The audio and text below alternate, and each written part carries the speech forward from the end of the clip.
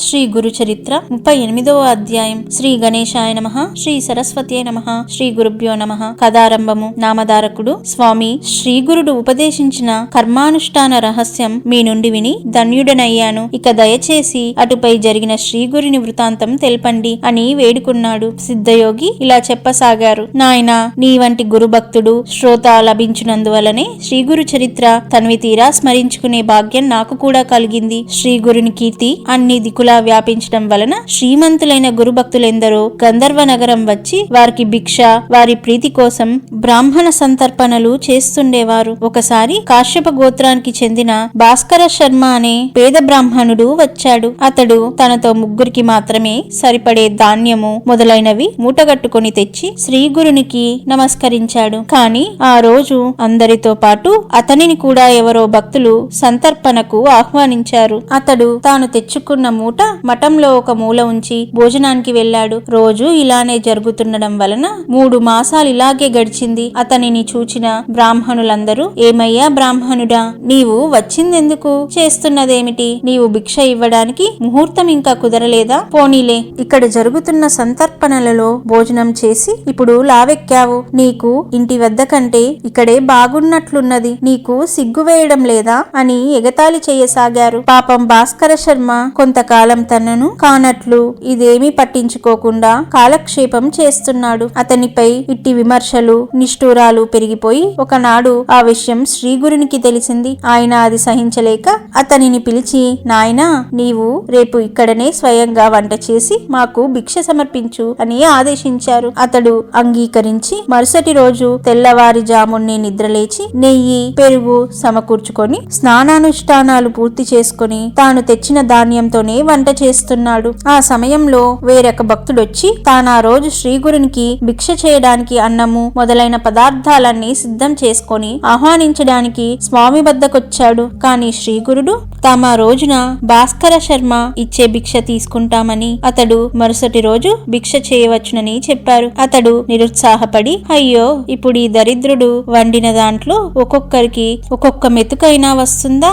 ఈ రోజు ఎవరి కొంపలకు వాళ్ళు వెళ్లి భోంచేయవలసిందే అనుకుంటూ వెనుకకు మరలాడు. శ్రీగురుడు ఆ మాటలు విని అతనికి అక్కడున్న వారందరికీ ఇలా చెప్పారు. నాయనలారా, ఈ రోజు మీరెవ్వరూ భోజనానికి ఎక్కడికి వెళ్ళవద్దు. మీరందరూ భార్యా బిడ్డలతోనూ స్నేహితులతోనూ కలిసి ఈ మఠంలోనే భోజనం చెయ్యాలి. కనుక అందరూ స్నానాలు చేసి రండి అని చెప్పారు. అందరూ ముఖాముఖాలు చూచుకుని నవ్వుకుంటూ, ఈ దరిద్రుడు తెచ్చుకున్నది సోలెడు బియ్యమే కదా, ఎవ్వరికి తెలియదు. మఠంలో ఇందరికి భోజనం పెట్టడానికి అదేమి సరిపోతుంది అనుకుంటూ స్నానానికి వెళ్లారు. ఇంతలో శ్రీగురుడు భాస్కర శర్మతో, నాయనా, కొద్దిసేపట్లో అందరూ వస్తారు, త్వరగా సిద్ధం చేయి అని చెప్పారు. అతడు వెంటనే మరో పొయ్యి కూడా వెలిగించి మిగిలిన వంటకాలు సిద్ధం చేసి అంతా సిద్ధమైందని స్వామికి విన్నవించాడు. అప్పుడు స్వామి నది ఒడ్డునున్న ఇతర బ్రాహ్మణులందరినీ ఆహ్వానించమని భాస్కర శర్మను ఆదేశించారు. అతడలాగే వెళ్లి చెప్పగానే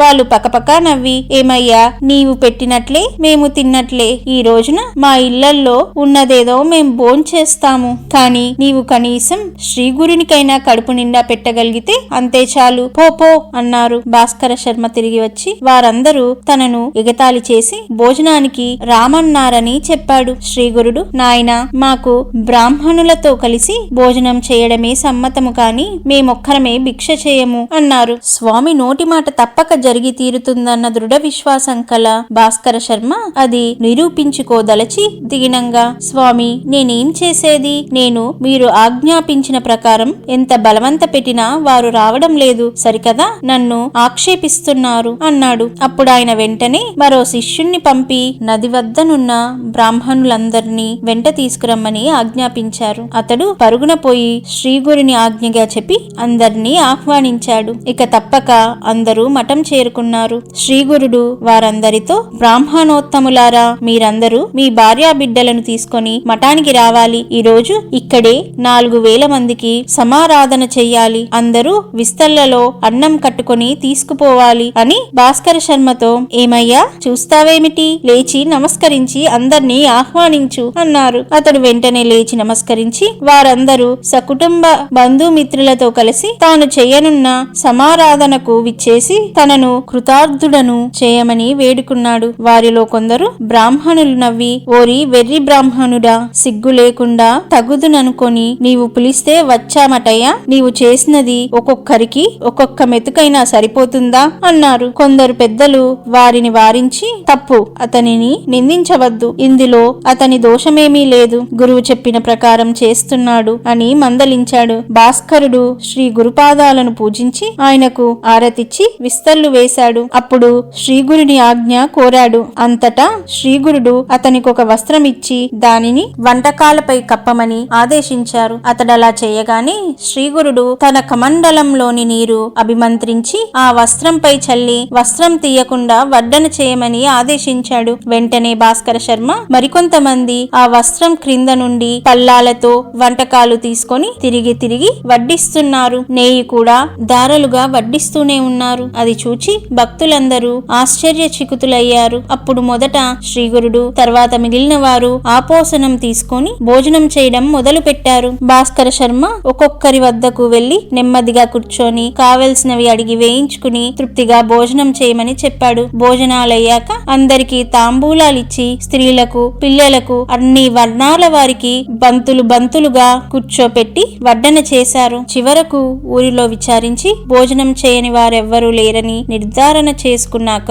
శ్రీగురుని ఆజ్ఞ తీసుకొని భాస్కరుడు గురుప్రసాదం స్వీకరించాడు. అప్పుడతడు వెళ్లి చూచి అతడు వండిన వంటకమంతా అలానే ఉన్నదని స్వామికి మనవి చేశాడు. దానిని జలాచరాలకు వేయమని స్వామి ఆదేశించగా అతడు అలానే చేశాడు. కొద్దిపాటి అన్నంతోనే వేలాది మందికి గొప్పగా సమారాధన జరగడం వలన గురుమహిమ అందరికీ తెలిసింది. శ్రీగురుడు సాక్షాత్తు అన్నపూర్ణేశ్వరుడని, వారి అనుగ్రహానికి పాత్రులైన వారికి ఎట్టి కొరత ఉండదని అందరూ కీర్తించారు. అప్పుడు శ్రీగురుడు భాస్కర శర్మను ఆశీర్వదించి ఇంటికి పంపివేశారు. శ్రీగురుని కీర్తి మరొకసారి అన్ని దిక్కులా మారుమ్రోగింది. శ్రీ దత్తాయ గురవే నమః.